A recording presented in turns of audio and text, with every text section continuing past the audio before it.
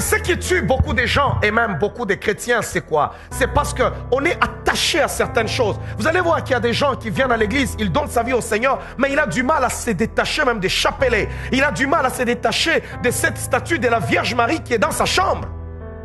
Ils ont du mal parce que tu as grandi avec. Alors quand tu as la statue, on vient, on prêche, on dit non, écoute, on n'adore pas la Vierge Marie. Tu dis non, non, non, c'est la maman de Jésus, c'est la maman de Jésus. Pourquoi je ne peux pas l'adorer? Non, il n'y a qu'un seul médiateur entre Dieu et les hommes, à savoir Jésus-Christ.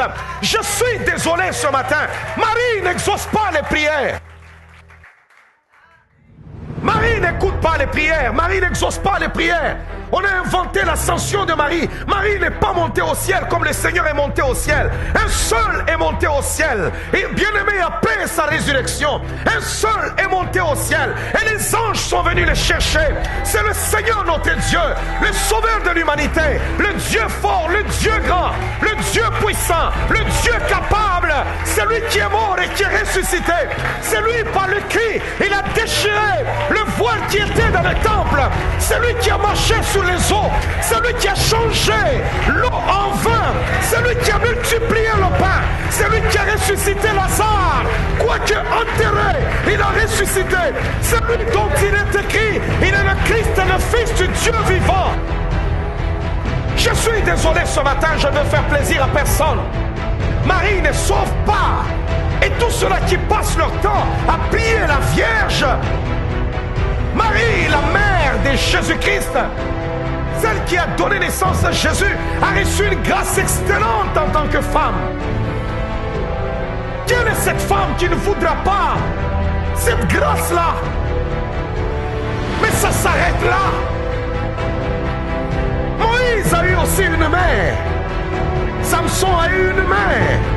Même Jésus a eu une mère. Mais il ne doit pas célébrer sa mère. Jésus n'a jamais pleuré à la croix, maman, maman, maman. Il a pleuré son père. Oh, quelqu'un m'entend? Je lis les enseignements du Seigneur. Je n'ai pas vu une seule place où Jésus-Christ a dit: oh, je vous enseigne ma mère. Oh, maman. Et ainsi de suite. Non. Même quand il parlait à Marie, il a regardé et disait: hé, femme, pourquoi viens-tu me parler? Pourquoi? Est-ce qu'il n'avait pas du respect envers sa mère? Non. Parce qu'il était incarné dans sa divinité. Il n'avait rien à voir avec cette femme-là. Mais dans son incarnation, elle est celle qui lui a donné la vie dans ce monde.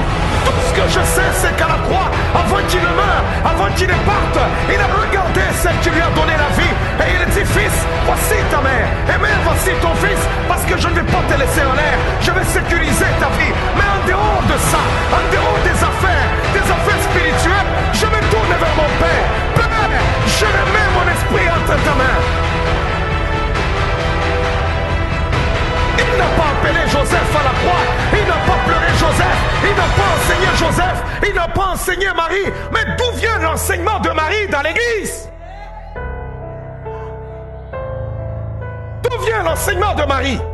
Si l'on vous dit: allons vers ceux qui évoquent les morts et qui prédisent l'avenir, la Bible dit, vous répondrez: est-ce un peuple n'évoquera-t-il pas son Dieu? Évoquera-t-il les morts en faveur des vivants? Marie est morte, elle a été enterrée. Et au jour du Seigneur, elle ressuscitera. Nous aurons la chance de rencontrer cette femme pour lui dire: waouh, quelle grâce excellente!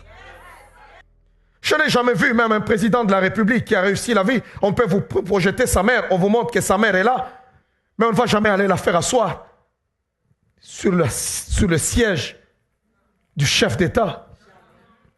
Pour dire: non, quand tu veux parler au fils, des fois le fils n'écoute pas. Quand tu parles à la mère parle au fils. Ça veut dire quoi ça? C'est écrit où? Dans quel livre? C'est écrit dans quel livre?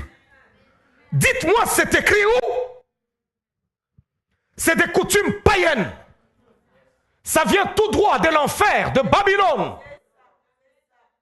Où lorsque vous trouvez leur Dieu, il y a toujours une déesse.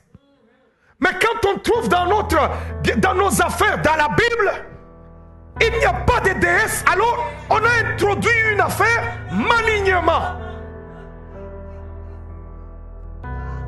Et on dessine toujours une femme avec un bébé. Elle prend toujours son bébé. Laisse-moi te rassurer ce soir. Mon Jésus à moi n'est plus bébé. Il a déjà grandi. Il est mort et il est ressuscité. Il n'est plus bébé. Il n'est plus dans la tombe. Il ne porte plus de couches.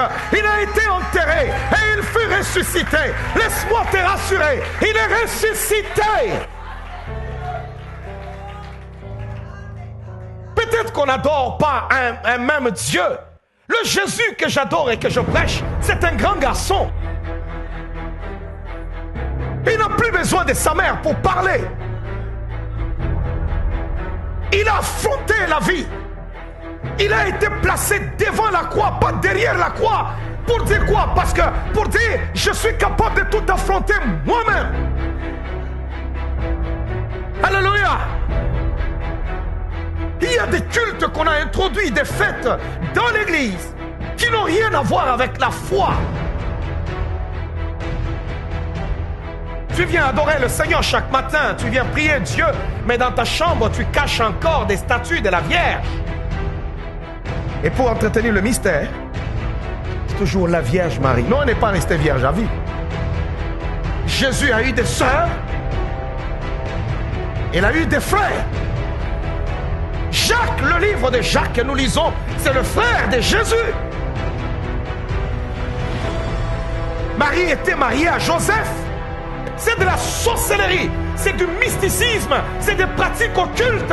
Lorsque tu passes ton temps à appeler la Vierge Marie, parce que la Marie dont tu appelles, ce n'est pas celle qui a donné naissance à Jésus. Parce qu'elle là, elle se repose à la gloire de Dieu.